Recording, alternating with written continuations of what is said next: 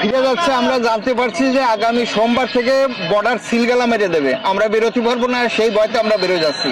আমাদের ভারতে আত্মীয় স্বজন রয়েছে, আমরা তাদের সাথে যোগাযোগ করি, কিন্তু এই যে কথাটা করলো, আমি গতকালকে আসছি, আজকে আমার চলে যাচ্ছি আত্মীয় স্বজন রেখে। এটা খুব খারাপ হচ্ছে। এই বাংলাদেশের সঙ্গে আপনারা কি চেয়েছিলেন যে ভারতের মানে একটু সম্পর্ক, যে কোথায় যেন একটা না, ভারতের সাথে বাংলাদেশের একটা বন্ধু সম্পর্ক, আমাদের বন্ধু ভারত। কিন্তু এই যে বর্তমান যে ইউনুস সরকার, এনজিও সরকার, এ এসে মনে করতেছে ভারত মনে হয় আমাদের সর্বনাশ করতেছে।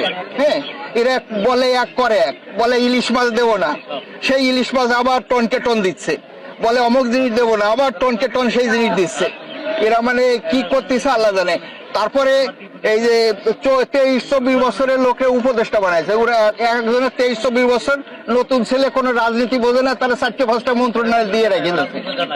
এখন কি বাংলাদেশে কি অশান্তি চলছে? অশান্তি চলছে মানে কলেজ, 10টা কলেজে কয়দিন আগে ভাঙচুর হয়েছে, এক কলেজের সেই পিসি টেবিল চেয়ার পর্যন্ত নিয়ে চলে গেছে। যেরকম গণভবন থেকে নিয়ে গেছিল, ঠিক সেরকম সেম একরকম নিয়ে গেছে সব। আর কি শ্রমিকরাও আন্দোলন করছে নাকি? শ্রমিকরা, গার্মেন্টস শ্রমিকদের বেতন দেয় না, কিছু না, সব গার্মেন্টস অনেকগুলো বন্ধ করে দিয়েছে। ইউনুসের নাকি 36টা গার্মেন্টসের জায়গায় এসে সেই গার্মেন্টস গুলো বন্ধ করে দিচ্ছে। এখন তারা আন্দোলন করতেছে। হ্যাঁ, প্রভুকে গ্রেফতার করে এটা নিয়েও তো আন্দোলন, এটা নিয়েও আন্দোলন চলতেছে। আন্দোলনের কারণে তো ওই যে কি নাম, এরা চেন্নাইরে অ্যারেস্ট করছে, তার জন্য এই সনাতনীরা সাংঘাতিক ভাবে খেপে উঠছে।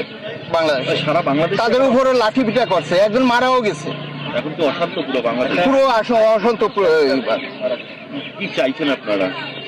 আমরা চাচ্ছি এই তত্ত্বাবধায়ক সরকার বিলুপ্ত হোক, বা একটা নির্বাচন দিয়ে যে কোনো একটা সরকারে বসাই দিয়ে তারা সরে পড়ুক।